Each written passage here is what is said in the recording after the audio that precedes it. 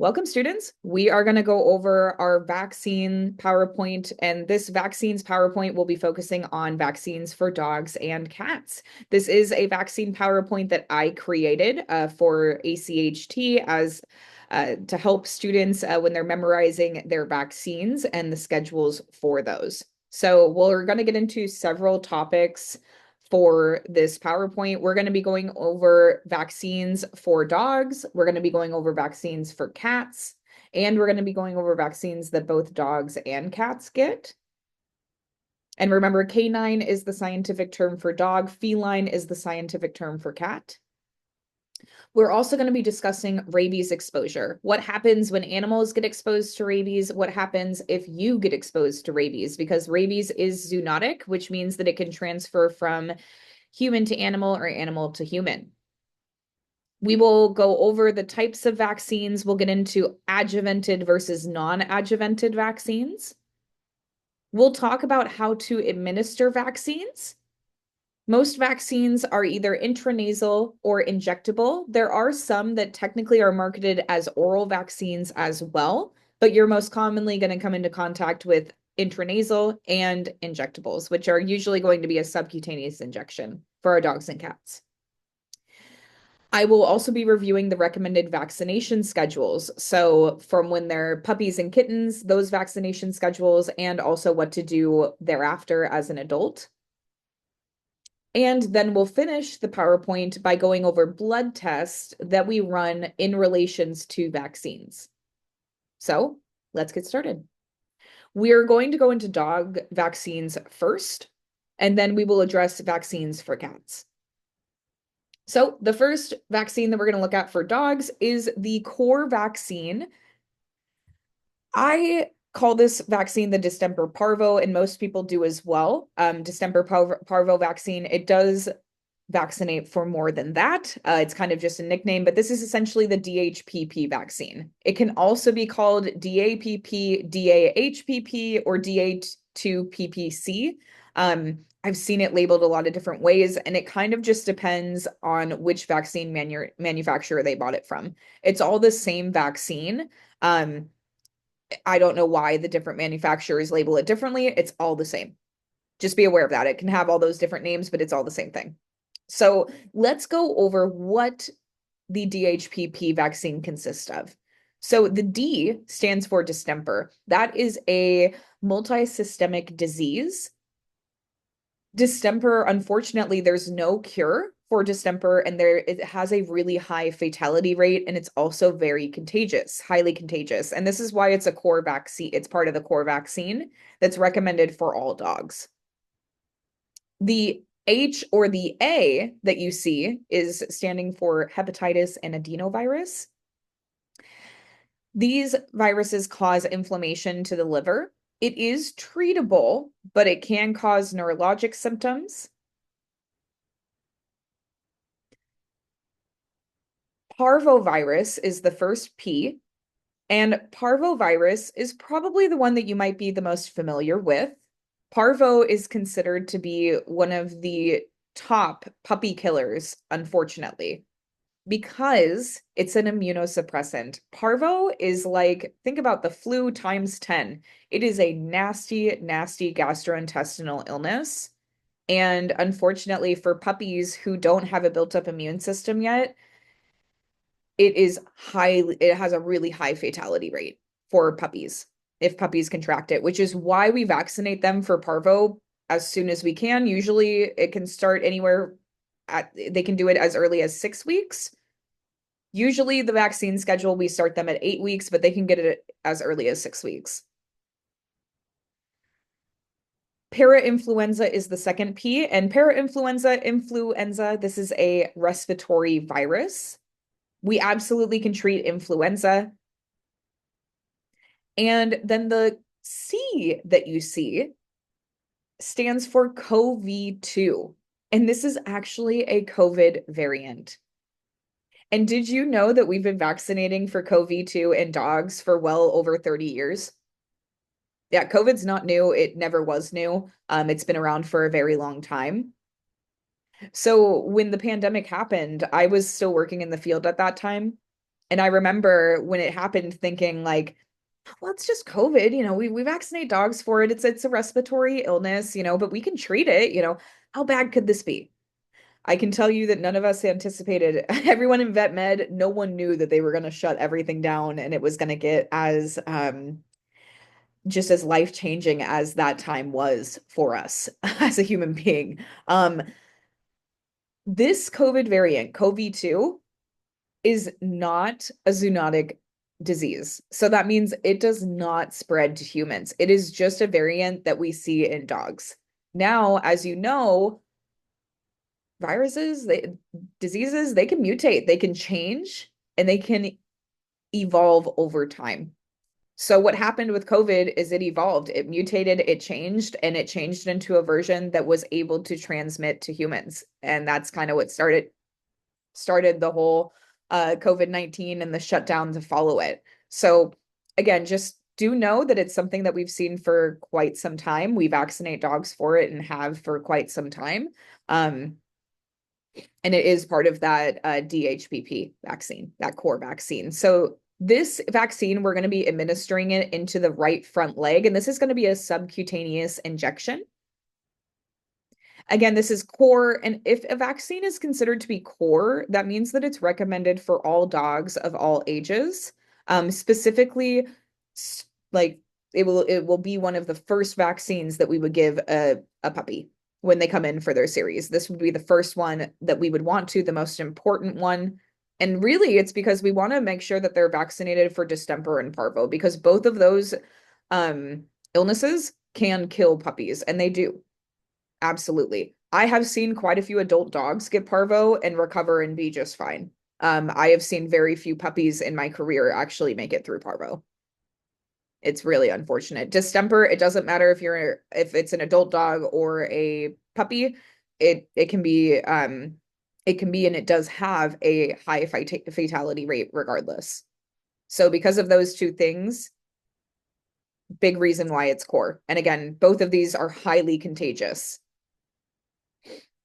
Now, what are some symptoms if they get any of these illnesses that we're talking about in this DHPP vaccine? So symptoms would be things like vomiting and diarrhea, coughing and sneezing, high fever, lethargy. Those are all kind of signs and symptoms that they could have any of these illnesses. And of course, some are definitely more severe than others. So that is our main core canine vaccine. The next few vaccines that we go over are not considered core, but they are recommended. And I will go over kind of which dog would be the best candidate to get these vaccines. And same thing with the ones for felines. We're going to be going over which cat would be a candidate for those vaccines because it's not required. Let's look at the next vaccine here. This is Bordetella, also known as kennel cough. So Bordetella is a respiratory, it's known as a canine infectious respiratory disease. Bordetella is treatable. Okay, we absolutely can treat it. Usually we treat it with antibiotics and cough suppressant. The reason why there's a vaccine for it is because it's highly contagious. It's respiratory, which means it can be spread airborne. And when a dog sneezes or coughs, they're not like humans, right? They can't just cough into their into their arm to spread, to inhibit the spread of any droplets and particles. Dogs, they're just going to cough and sneeze right in front of them. That's a normal reaction. When they do that, about 20 to 30 feet in front of them is how far those water droplets can travel, or those mucus droplets can travel. So very easily can your dog contract Bordetella from another dog. They don't even have to have nose-to-nose contact. Now, this vaccine is required if you are going to board your dog, and usually if you're having them groomed as well. So if you're having your dog, or for example, like if you did puppy classes or training classes, if you're going to go to any environment where your dog is around a lot of other dogs, I would highly recommend that you vaccinate your dog for Bordetella. Or if you know that you're going to have your dog groomed, or you're going to do classes with them, or you're going to be boarding them at a veterinary hospital when you're on a vacation or taking a trip, it is required. The reason that it's required is because it will spread so quickly. It's highly contagious. We call it kennel cough because this nickname for this came across because all it takes is one dog. Think about it. If you had 30 dogs at a boarding kennel, one dog has Bordetella and it's airborne, they're all in the same facility, every single dog will get it. Again, kennel cough, the entire kennel is coughing. And it's treatable. It's not that they will die from kennel cough because they won't. But the last thing that a groomer wants to be responsible for, or a boarding facility wants to be responsible for, or a trainer wants to be responsible for is contraction of disease, because that's something that they could be liable for. So it's usually required if you're going to go in those certain situations. Symptoms of Bordetella: coughing, wheezing, sneezing, nasal discharge, fever. And we give the Bordetella vaccine intranasally. It says over here we can give it IN. IN is the abbreviation for intranasal. We can also give it PO, which means we can give it by mouth or orally. And we can also give it as a subcutaneous injection, which is an injection that goes under the skin. Now, the most common way that we give it, though, is intranasal, going right into the nose. The reason that we do that is it's actually been proven through various studies that they are actually way more equipped to fight Bordetella and have a better immune response to the vaccine when they're vaccinated intranasally versus a sub-Q injection and versus orally. They've done cross-referenced studies, and the intranasal is the most effective form. So that's the one that I would recommend. It's the most common one that we give because it is the most effective. One thing about Bordetella is it's kind of like the flu, though. There's numerous amounts of variants of Bordetella. So even if your dog is vaccinated for Bordetella, it doesn't mean that they're not going to get it. It's just like when you get the flu vaccine, that doesn't mean you're not going to get the flu. You still have a chance of getting it because there's so many different variants. So we can vaccinate for it, but that doesn't mean they're completely out of the clear.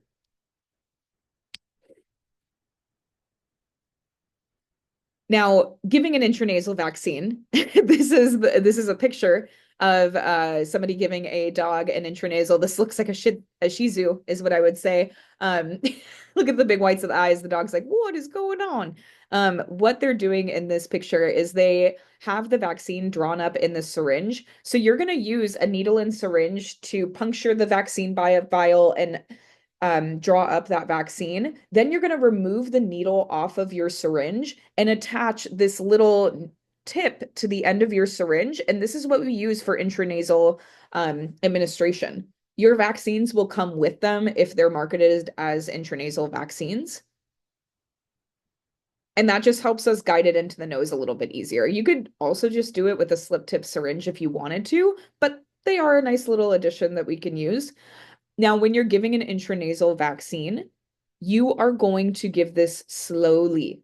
Okay, you're going to tip the patient's head back and do a few drops in each nasal nair until it's all down. If you flood them with this fluid and you just push it all the way in, they're going to feel like they're drowning, right? It's going to be like all this fluid going in their nose. They're going to feel like they can't breathe. So do a few drops, alternate, and do it do it in a slow and careful manner. We're not trying to do this really quickly. It's if this was a subcutaneous injection, yeah, you could poke the pet and you want to do it as fast as possible. Yes. Not in this case here. Once you give them the vaccine, the dog will shake their head and the dog will sneeze and it will come out.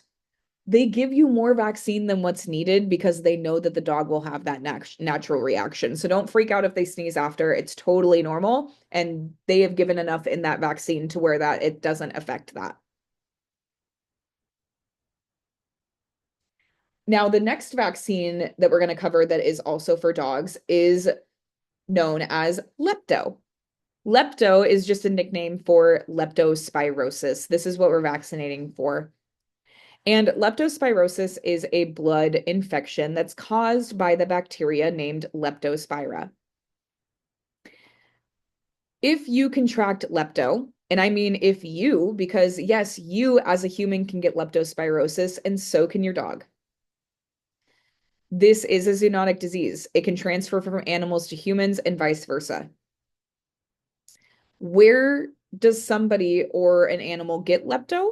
Well, you are at higher risk if you go on hikes, if you go to community areas walking your dog, and if you go in areas where you're exposed to stagnant water. Lepto lives and breeds in stagnant water. So have you ever been like on a walking trail? And I know in Southern California it doesn't rain too often, but if it does, sometimes puddles can form right along the trail as you're walking. The most common way the dogs get it is by walking on trails and licking out of puddles of water that are stagnant on the ground, which every dog is going to do that because dogs just it's a normal, horses do it too. It's a normal reaction. You can get it by if you had like an open wound, um, or a scratch like on your leg, and maybe your dog jumped in the puddle or you accidentally splashed in it and the water splashed into that open wound. Absolutely. If you are exposed to lepto, again, it's a blood infection and it's really terrible. To put it lightly, it is like having the flu for 3 months long. If your dog, your animal, contracts lepto, or if you contract lepto, you will go through symptoms like vomiting and diarrhea. You're going to have a really high fever. You're going to be shivering. You'll have muscle tenderness. You'll be lethargic, which means you're low energy. You're basically almost like in a depressed mood. You don't feel good, is lethargy, not feeling right. And then you can also have icteric gums, which means that you're jaundice. So your skin can start to turn yellow, your gums can start to turn yellow because your liver is not working effectively. Because the liver filters blood and the blood is going right through that big organ, and that blood is now infected. So the good thing about lepto is we can treat this. It is treatable, but we have to treat it with really hard antibiotics. Sometimes it's IV antibiotics. We can't do oral. Sometimes we have to do IV. Because remember, this blood infection, it's in the blood. So if we want to give an antibiotic, doing an intravenous right in the vein, giving that antibiotic is going to be the best treatment. So usually we're doing IV antibiotics, which are going to be the strongest antibiotics we can use. We'll also use NSAIDs, which are non-steroidal anti-inflammatory drugs to help take down fever and also relieve pain and inflammation. And we'll be giving them anti-nausea drugs. This treatment can last anywhere from 1 to 3 months. It takes a while to get rid of lepto. It's not an easy little 1 week of antibiotics and you're fine. This is why we recommend anybody that's going to be taking their dog outside and hiking and to parks and areas where they're going to be exposed to water and stagnant water and just outdoor areas. You know, if your dog is a dog that doesn't go outside, like for example, I've seen a lot of clients who have small dogs and they live in like high-rise apartment buildings and they just use potty pads. So their dogs don't go on like regular walks. And I'm talking about usually like, you know, Chihuahuas or Yorkies, you know, small dogs that would be good for apartments. Those kind of dogs that aren't going outside, I wouldn't necessarily recommend that they get lepto because the odds of them getting it, it's really, really low. Versus, again, if you had a dog where you're going on hikes, you're active with them, you're taking them to the park, you're outside a lot, I would highly recommend this for your dog. Absolutely. Because again, even though you can treat it, you don't want your dog to be in the hospital for a month or more. I couldn't even imagine the hospital bill on that. And also the suffering that your animal would have to go through. I mean, lepto is no easy illness by any means, and the recovery time is quite a long time, you know, of up to a few months. So again, if you have an active dog that likes to be outside, that you're active with, and you're going into the wilderness and exposed to those things, would highly recommend it. And sometimes they even pair the leptos vaccine with the DHPP one. So it'll be like DHLPP, which is the DHPP that lepto added to it. I've seen that actually quite common. Some doctors will recommend it regardless, but again, in Los Angeles, if you're in a high-rise apartment building and you're not going outside with that dog, or that dog's not, or going outside and doing all those things, the exposure is really low, not really needed.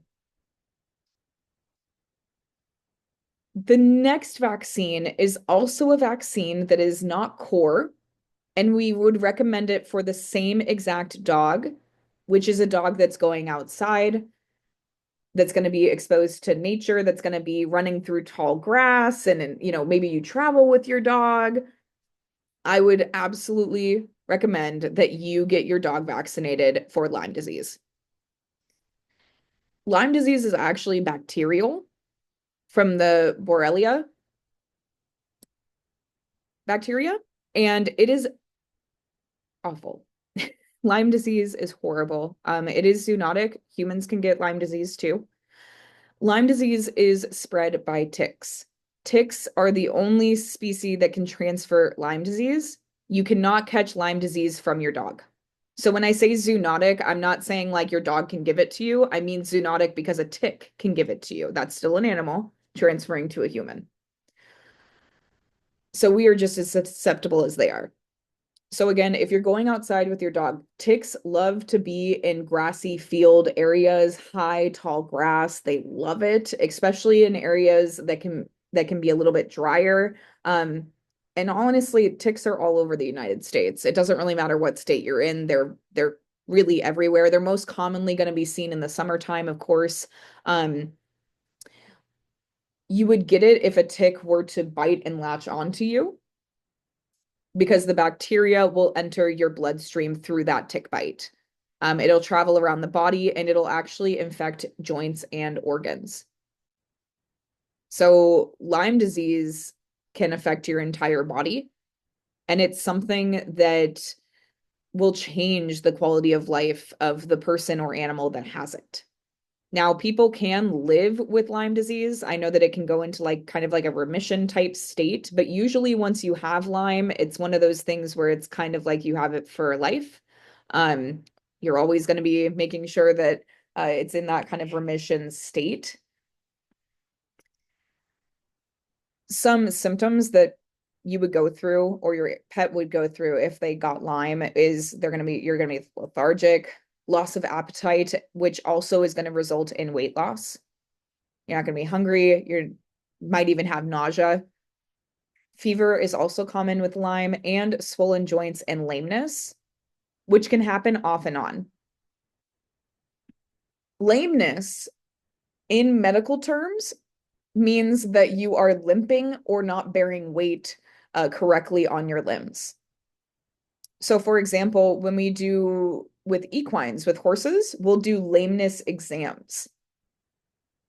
A common reason why a horse comes to the hospital or is seen by a vet is because they're not walking correctly. They're limping, they're favoring one of their legs. And so lame, if I were to label the horse as lame, that usually means that they're limping or favoring a leg. And a lameness exam is to look at that specific part of that animal and determine why they're limping and where it's coming from. Where is that injury? Why is it limping? So just keep that in mind, that's what I'm addressing when I talk about lameness. I don't mean that they're lame, like they're not cool. It means that they're limping and favoring a leg. All right. That was it for our dog vaccines. So let's get into the vaccines for cats, and then we'll talk about the vaccines that we give for both dogs and cats. So the vaccines that we specifically give to cats, the core vaccination that we give to cats is called FVRCP. That stands for feline viral rhinotracheitis, calicivirus, and panleukopenia. It's a mouthful. Now, we technically can also just vaccinate for FVR, as you see that up here, FVR, and that would just be feline viral rhinotracheitis. Now, FVR, feline viral rhinotracheitis, say that 15 times, is it's considered to be feline herpes. Now, I know what you're thinking, and it's not the same as human herpes. So this type of feline herpes, it is not genital warts or sexually transmitted or anything like that. It's not even somewhat close. Feline herpes virus is an infectious respiratory disease. And anything that's respiratory, again, we're looking at it being an airborne type of disease that can spread very quickly. We see FVR all the time in shelters because we've got large groups of cats together. You can also see it very common in cat colonies, cats that live that are feral cats that are I hate to say the word wild, but I mean it's almost as if, I mean they don't have an owner. They live just in the streets or in other places. They're not owned by anybody. But when they live in these feral cat colonies, as you can imagine, FVR is going to spread very quickly. Now, FVR is treatable. Okay, we can treat. It's very common. We treat it all the time. And it's essentially, it's a snotty nose, it's runny eyes, it's coughing, sneezing. And we can treat this. Sometimes we'll do it with a round of antibiotics if we really need to. Otherwise, usually it's just about building the immune system up. Kittens are definitely more susceptible for getting FVR. And so usually what we do is if they have symptoms, we'll actually supplement their diet with a lysine supplement, which is an amino acid. And that's going to help them be able to recover from this. Again, we're building up their immune system. Lysine is a great treatment for that. Now, the next one that you see here listed, calicivirus, this is an infectious disease. Calicivirus causes mouth ulcers and excessive drooling. It's similar to FVR, but as you can imagine, if they're getting ulcers inside their mouth, they're drooling, they're going to be really painful, right? If you could even imagine, right? Ulcers being coated in the side of your mouth, that is incredibly painful, which is going to make the cat not want to eat. Cats with calicivirus don't usually pass away because of calicivirus. They pass away because they can't eat and they're malnourished and they don't have good nutrition because it hurts to eat. Now we can treat it. There are options for treatments, but it is something that if left alone, definitely the cats will have a lot of struggle and trouble eating, which can lead to bigger health problems down the road. The last one here, panleukopenia. This is known as FP or feline distemper. So if we think back to the canine distemper or also parvovirus, panleukopenia is technically a strain of parvo that affects cats. It will damage the small intestine and damages the red blood cells, and it's highly fatal in kittens. So panleukopenia is the equivalent of the cat version of parvo, which is why this is part of the core vaccine. We recommend this for all cats. We're going to administer this vaccine in the right front leg. That's the standard place where you're going to be giving it. If a cat gets FVRCP, they can go through symptoms like coughing, sneezing, conjunctivitis, high fever. And again, FVR is treatable, but it's things like calici or panleukopenia we really want to make sure we're vaccinating for. So core vaccine, but we'll recommend it for all cats. This next vaccine that I have for cats is not core, which means that we won't recommend it for all cats. This vaccine, it's FELV. This stands for feline leukemia virus, which is a blood cancer.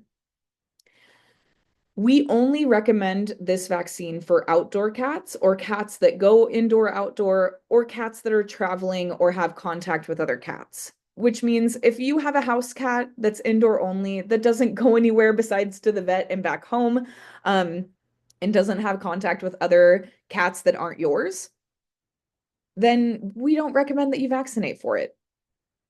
But if there is a chance that your cat will have contact with another cat, or they're going to go outside, or you're going to travel with them, it's highly recommended because FELV, again, it's leukemia, it's blood cancer, and it will lead to lymphoma, which is cancer of the lymph nodes. And unfortunately, by the time cats start to show symptoms of FELV, it's usually already too late. If the cancer is spread to the lymph nodes, there's no cure. We're not going to put them through radiation and chemotherapy treatments, not with FELV, especially if it's that progressed. Usually by the time they start to show symptoms and by the time their owners bring them to the clinic, it's at the point where the prognosis is very low and their life expectancy is greatly decreased. So I've seen a few cases of FELV in my career, and every single time the cat only lived for another 2 to 3 months. It's really, really unfortunate. And it's completely preventable. If you keep your cat vaccinated and up to date with FELV, they can go indoor, outdoor, and they can go outside, and you don't have to worry about them contracting this horrible, horrible disease. Be aware that technically 30% of infected cats will live with FELV asymptomatically, which means that they're going to have it, but they don't show symptoms at all. So that's why, I've talked with people about cats that go indoor, outdoor, and outdoor cats, and a lot of them, you'll see outdoor cats, they look fairly healthy. It's not like they look very sick. But that doesn't mean that they're not a carrier.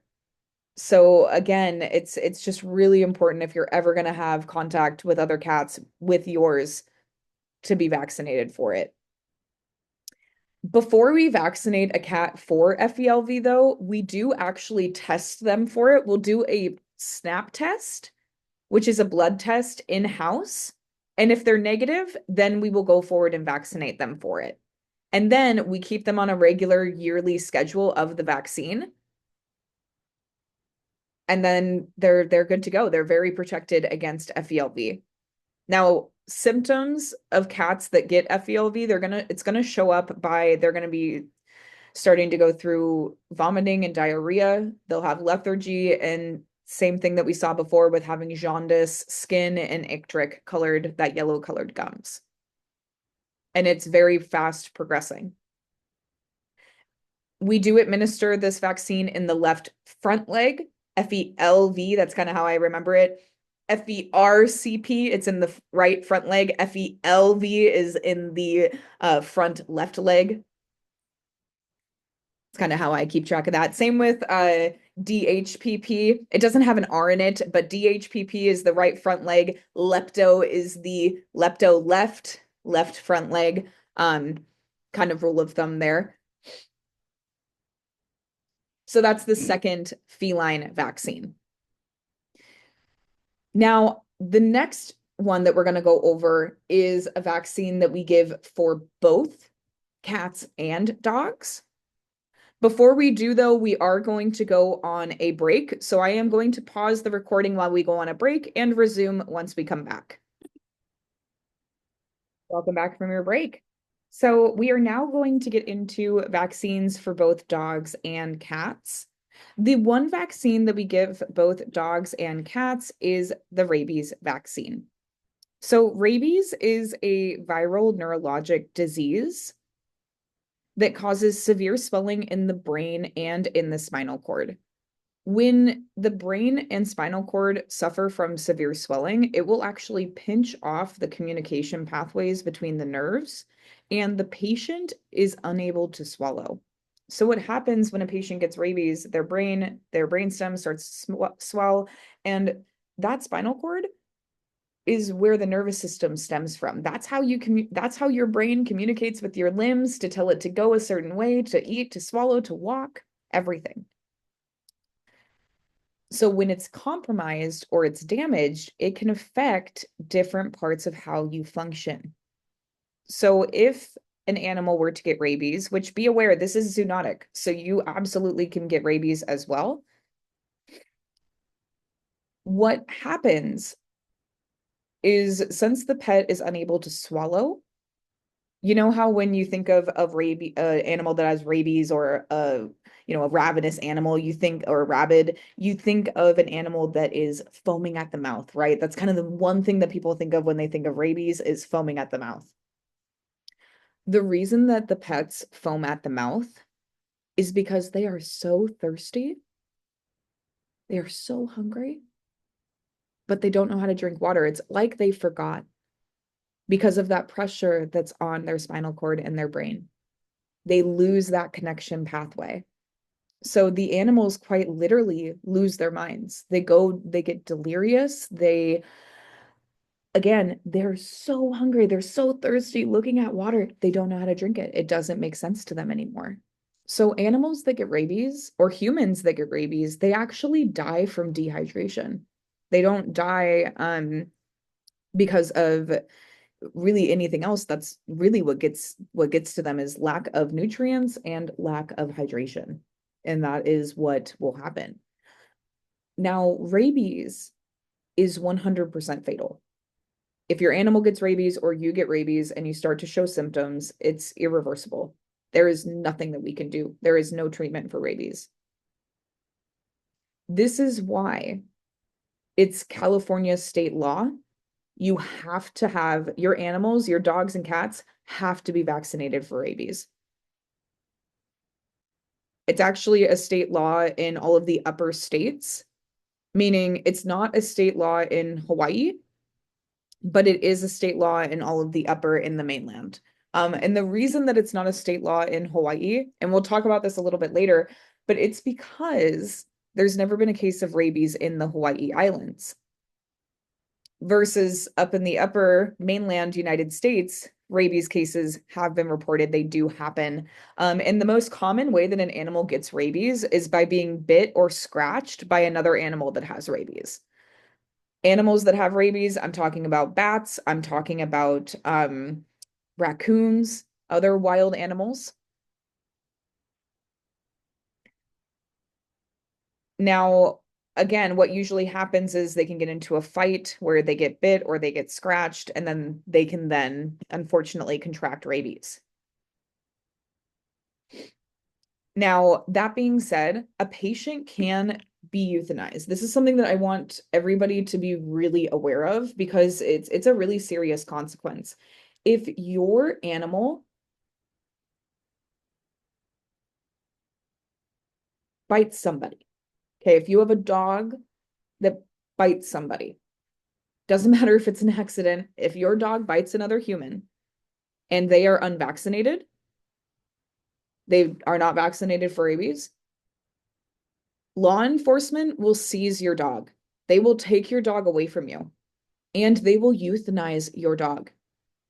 The reason for that is because of how we test for rabies. The way that we test for rabies, this is actually a little brutal. We have to euthanize the animal. We decapitate them. So we do cut off their head and we send it to a veterinary laboratory for evaluation. They will dissect the brain, and that is how they determine if there's rabies. There's no blood test for rabies. So again, if it bites another person, they have to make sure that that animal didn't have rabies. Because if they did, obviously that person can get it, and then they would also have to report it to the CDC. It's a whole thing. So that being said, please make sure your dogs are vaccinated for rabies. I have seen quite a few cases where law enforcement have seized dogs that have bitten people, and we've had to do the autopsies on them. So as a reminder, it is California state law. You have to have it on your dogs and cats. If you bring your animal to the hospital and they're not vaccinated for rabies, we usually require them to be vaccinated before we treat them. That's usually something that's pretty forward because it's that California state law. It's a requirement.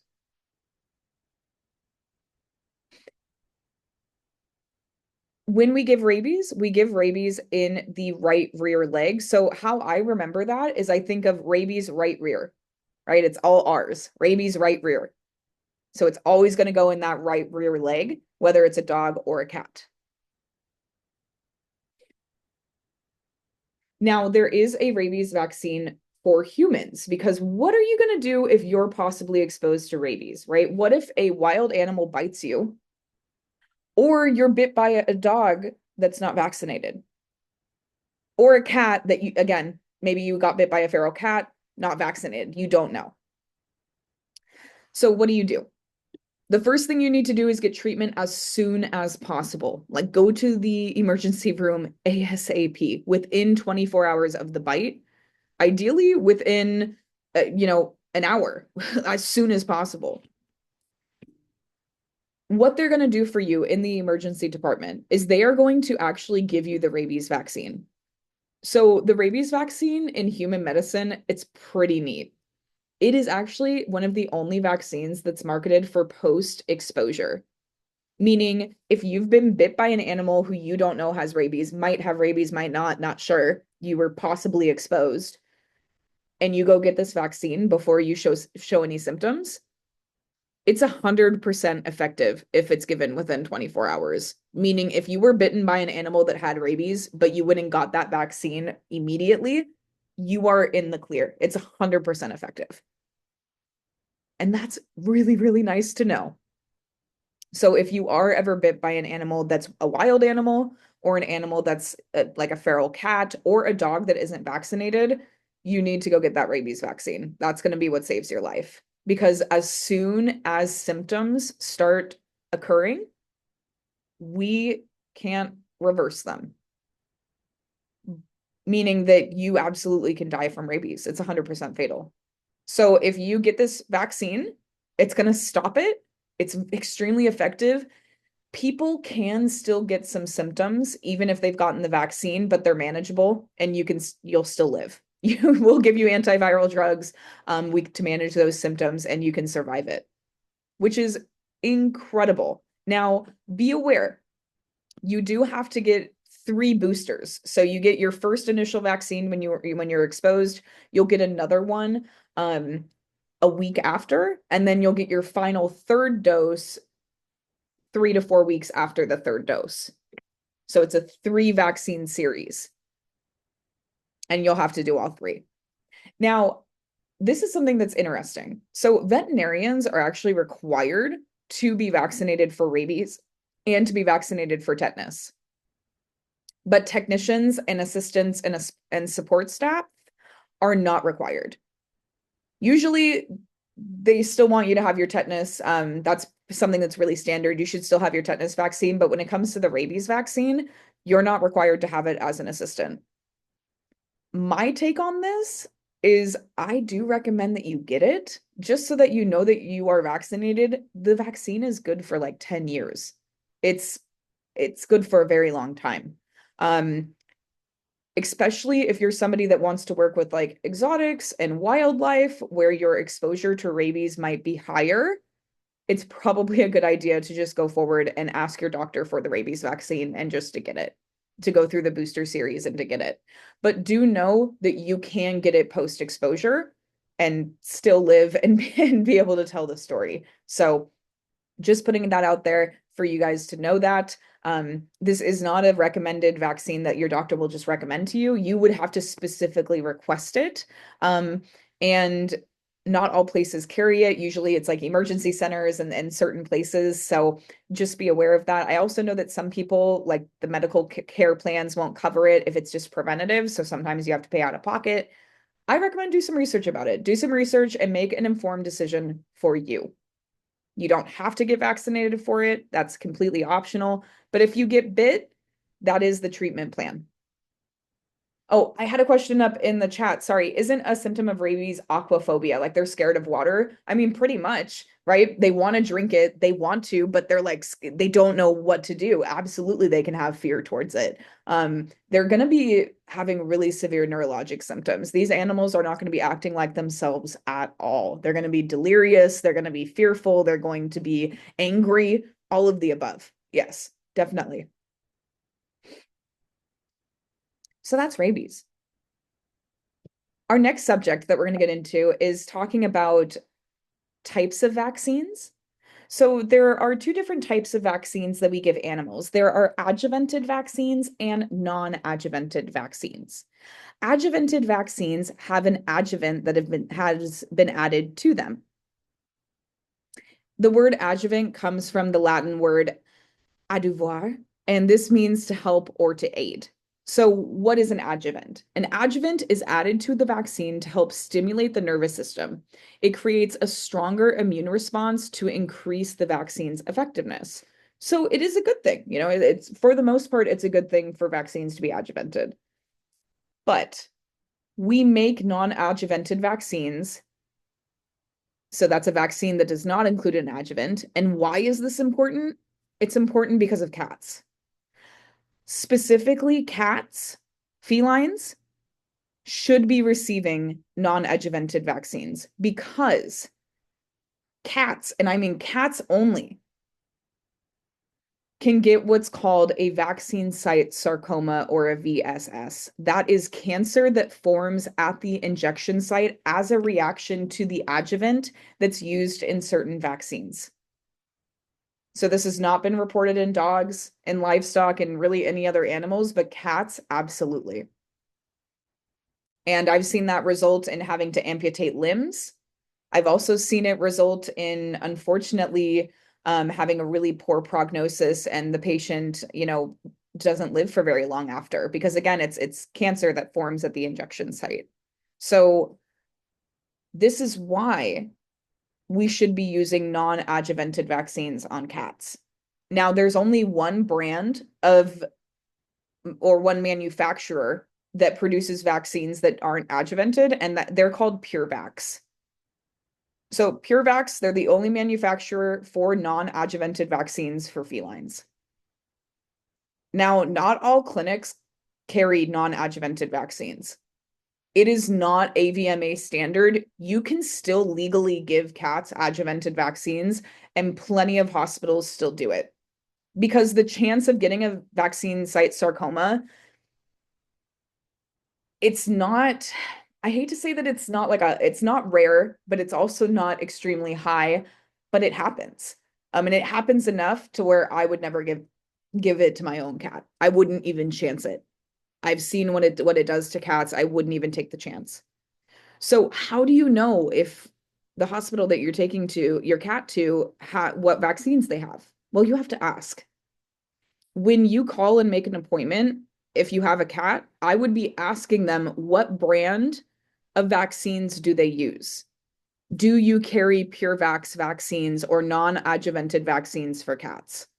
And if the answer is no, then I would strongly suggest that you find a clinic that carries non-adjuvanted vaccines so that you are not putting your cat at risk for cancer.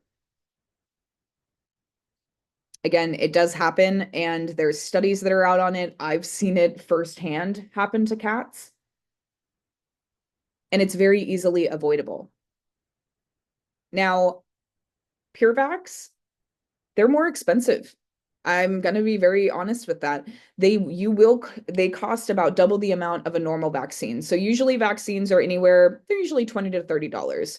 A PureVax vaccine is easily 60, if not more. So it's going to be about double the price. But you have the peace of mind of knowing that your cat will not be at risk for getting a vaccine site sarcoma. And to me, that is well worth paying the extra money. I would do that any day to make sure that my cat is not going to develop cancer. Absolutely. Because it does happen. I can't say that it's common, but it happens. So fair warning for that, and be very aware of that. Again, it's not something that's illegal, set in stone. It's not like it's illegal to give a cat an adjuvanted vaccine, because it's not. Technically, they still can. And they do.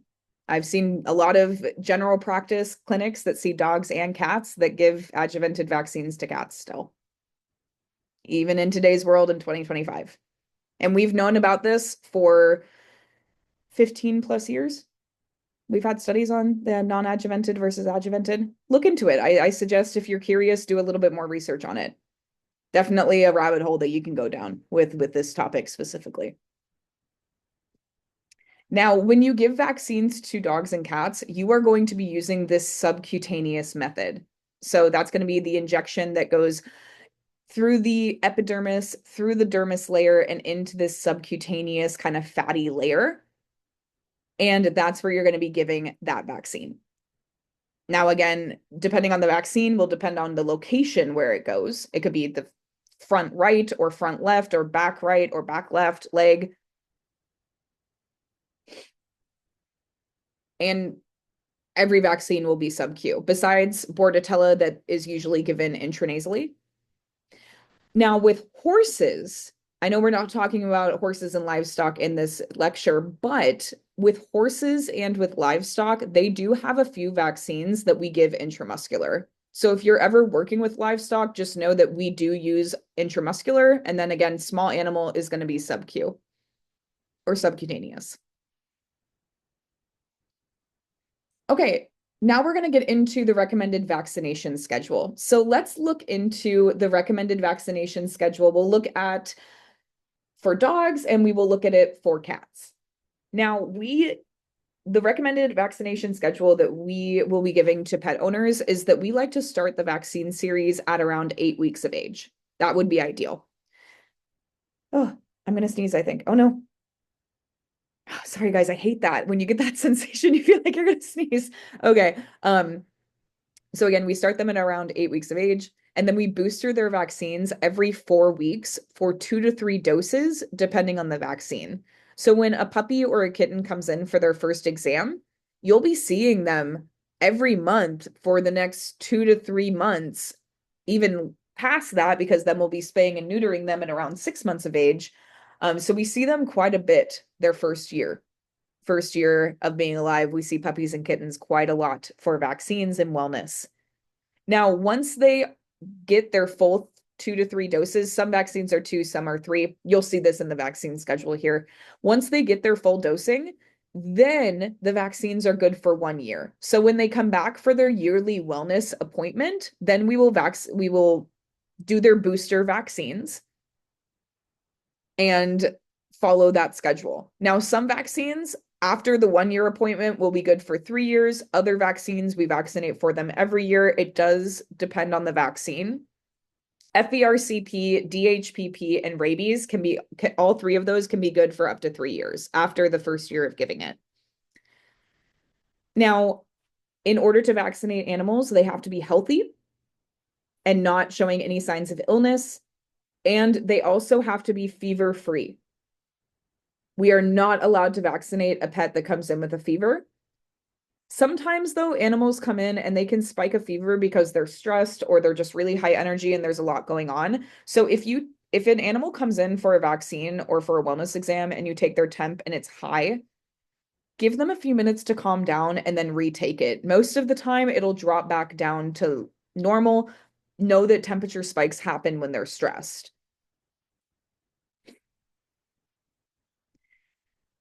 Now, in other cases, when you don't have the puppy or kitten right at that 8-week mark, vaccines are started late, we follow a few different protocols. And I do want to make this very clear that at the end of the day, it's up to your veterinarian's discretion what they want to do and how they want to deal with the vaccine schedule for an older animal. At the end of the day, this is just what I've learned from being in the field, kind of what seems to be done and kind of what's standard. But at the end of the day, it's up to that doctor's discretion. So if the patient's under 1 year of age, like maybe you got the dog or cat maybe when they were 6 months old rather than closer to 8 to 12 weeks, we will still follow the same first vaccine protocol and do the same series that we would if they were 8 weeks old, if they're under 1 year if they're under the age of 1 year. Now, if the patient is over 1 year of age, the vaccines might still require 1 booster. Again, it's up to the veterinarian to decide that. If the patient has been vaccinated before, but the owners lost the records, the doctor usually will vaccinate as normal by giving annual boosters. Again, up to them though, if they wanted to change that. And if the patient's overdue for the vaccine, depending on how long it's overdue, and again, to the veterinarian's discretion, the vaccine may or may not need a booster. So when in doubt, ask your doctor what they want to do, and they will tell you exactly how they would like to handle their vaccine series. With that being said, let's get into start looking at the vaccination series. So I have puppy vaccine schedule first, and then we'll go into kitten vaccine schedule. So for puppies, sometimes breeders will do the first dose of distemper parvo around 6 weeks old. Not all of them will, but some of them do. Most veterinarians will not consider this as the first vaccine because technically at 6 weeks old, they're a little bit too young for the vaccine to take its full effect. So the first official dose given by a veterinarian is usually around 8 weeks. The next dose of DHPP will be due in another 4 weeks. So we booster them like every month until they're fully boosted. So they get a second dose at the 12-week appointment. They'll get their first dose of lepto and their first dose of bordetella if the owners want to vaccinate for that at the 12-week. Then at the 16-week appointment again, in another 4 weeks. So the next month, they'll get their third dose of DHPP, which is the final booster. They'll get their second dose of lepto, which is also the final booster for lepto, and the second dose of bordetella, which is that final booster. And then at 16 weeks, they have to be at least 16 weeks old to receive their first dose of rabies. That is when we start the rabies vaccination series. They will then come back in again at 20 weeks to get their second dose of rabies, and that is the final booster. Then we might not see them until their 1-year appointment, unless they come back in to get spayed or neutered. At the 1-year appointment, we will then booster all of those vaccines. We'll booster DHPP, lepto, bordetella, and rabies. We can do that all in the same appointment.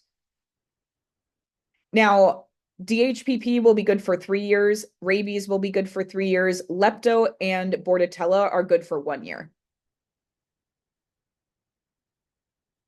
And that's your standard vaccine schedule for puppies. Again, if they're older, it's at the veterinarian's discretion on how they would like to do this. Be aware, though, that vaccine requirements and schedules do change. The AVMA, which is the American Veterinary Medical Association, they do change and update standards usually every 3 years with vaccines, 3 to 5 years they can. This is the most current version. So do know that in a few years from now, they could change this. They could add more vaccines. They could potentially change this. But this is what it is for right now. Now, for kittens, same thing. Sometimes the breeder will give the first dose of FVRCP. Usually it's FVR, feline viral rhinotracheitis. Again, usually the vets won't count it because they're too young. So the first official dose given by a veterinarian should be at around the 8-week mark. And know this, if they're not 8 weeks old when they come in, like let's say you get the animal at 12 weeks and it's going to be their first appointment.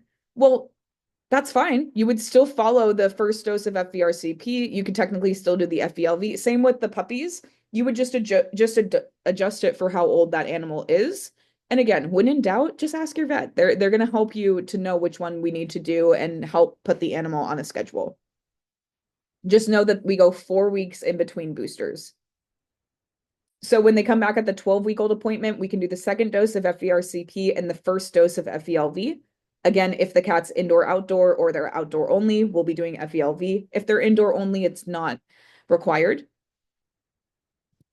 Then they're going to come back for their 16-week-old appointment. They'll get their third and final dose of FVRCP. They'll get their second and final dose of FELV, and then they'll get their first dose of rabies because they're finally old enough to get it at 16 weeks. Then at 20 weeks, they will get their second dose of rabies, which is their final booster. And usually we'll do an FELV test at this time. Sometimes doctors will want us to do it before we even vaccinate for it. Other doctors want it done at 6 months of age. It really just depends on your clinic and kind of the protocols that they set forward because there's no strict standard on when we need to do this.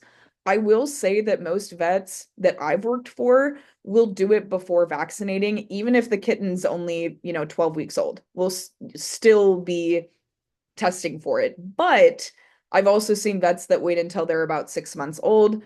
So it just kind of depends on what the veterinarian wants to do. It's their discretion ultimately. Now, on an annual basis, when they come back for their 1 year appointment, they'll get their booster of FVRCP, their booster of FELV, and their booster of rabies. FVRCP and rabies are given every 3 years, and then FELV is a once-a-year vaccine. So that is the schedule for both our puppies and our kittens. And then we just follow the annual schedule for the adults once thereafter. Okay, last subject for this evening, we're going to get into blood tests and vaccinations. So I've been talking about this blood test quite a bit, the FELV. It's a combo test. So it's FELV and FIV, and it's a SNAP test. So this is a blood test that we will run on cats before vaccinating them for FELV. All this test takes, we only need 3 drops of whole blood. So we don't need very much blood. I only need 3 drops. And I will drop the blood into this little well that you see here with 4 drops of conjugate. It's like a blue solution to help mix it for the test. Then you snap down this side of the test. You basically put pressure and like press it down and it snaps. And then it will start the test. This test will take 10 minutes to run. Once it's over, these little blue dots will show up in the testing window. And depending on where they show up, you'll have a little guide, a result guide that will tell you. It will either determine that they were negative or positive for FELV and FIV. Now, FELV, you already know what that is. That's feline leukemia virus. FIV, we don't have a vaccine for FIV yet, but I feel that we are right on the cusp of it because we are doing so much research for the human equivalency of this. The human equivalency of FIV is HIV. HIV is human immunodeficiency virus. And just like HIV, FIV is a sexually transmitted disease. Cats can sexually transmit FIV to other cats. So when you're talking about feral cats, cats that are in feral cat colonies, that's mostly where we see FIV. Now, FIV, if a cat gets it, if you have a cat that has it, or you had a cat that goes indoor, outdoor, and they get it, since there's no vaccine for it, they are still susceptible from getting FIV. Especially if you're letting your cat go in and out and they're not spayed or neutered, and they could have sexual contact with another cat. Definitely at higher risk. But FIV, just like HIV, it's not a death sentence. You can live a long and good life with HIV.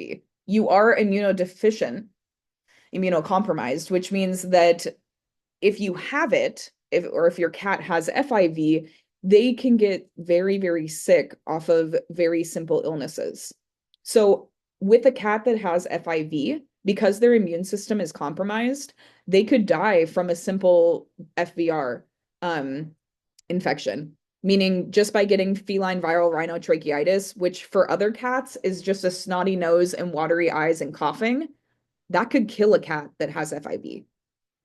So that's kind of the biggest risk is that they're just going to be really immunodeficient for the rest of their life. This is not something that's curable.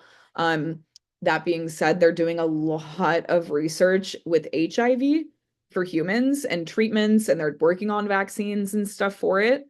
So I wouldn't doubt it that within 10 years, we might have an FIV vaccine finally for cats.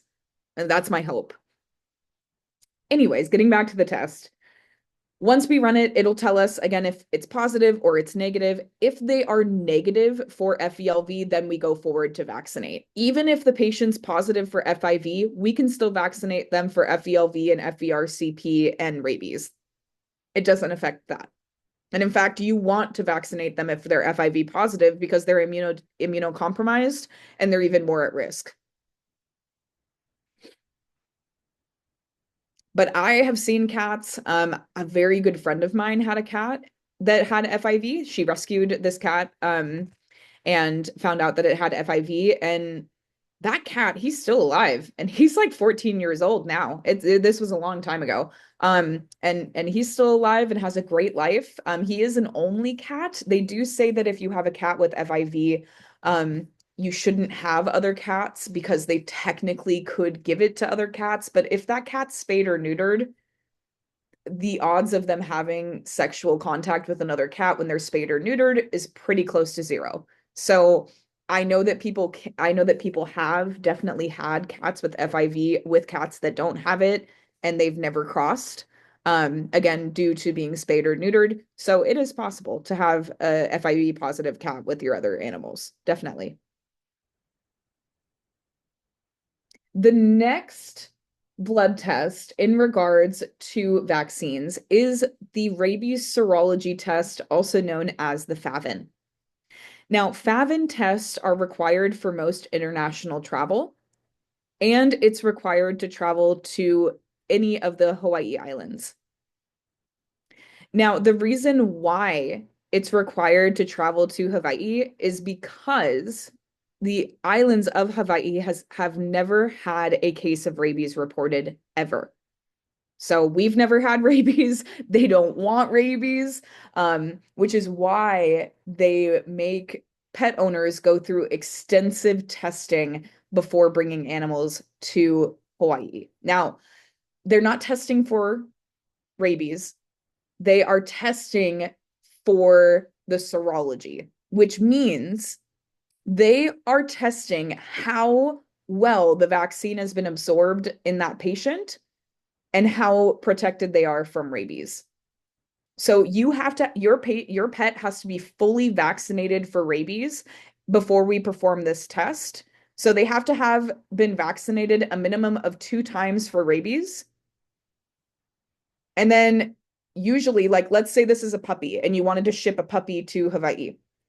In order to do that, you would have to do the 16-week rabies vaccine and the 20-week rabies vaccine, and then wait 10 to 21 days after the second dose, and then do the rabies test.